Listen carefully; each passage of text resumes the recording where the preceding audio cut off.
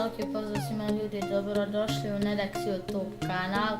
Znači ja se vraćam, nisam prestao da snimam, samo nisam mogao da snimam zbog problema u školi, trebao sam učiti da bi popravio ocjene i sada još sam u fazi popravljanja ocjena, ali gotovo sam završio sa tim, tako da nastavljam snimati. Znači ljudi,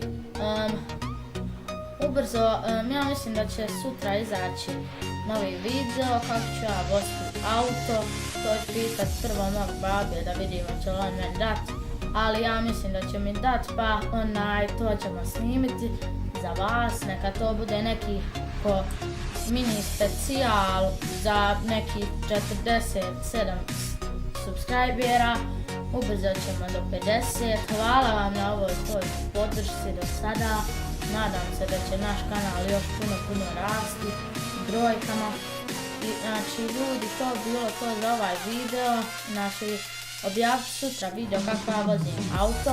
I hvala što ste gledali ovaj video. Do sljedećeg videa. Veliki pozdrav. Ćao.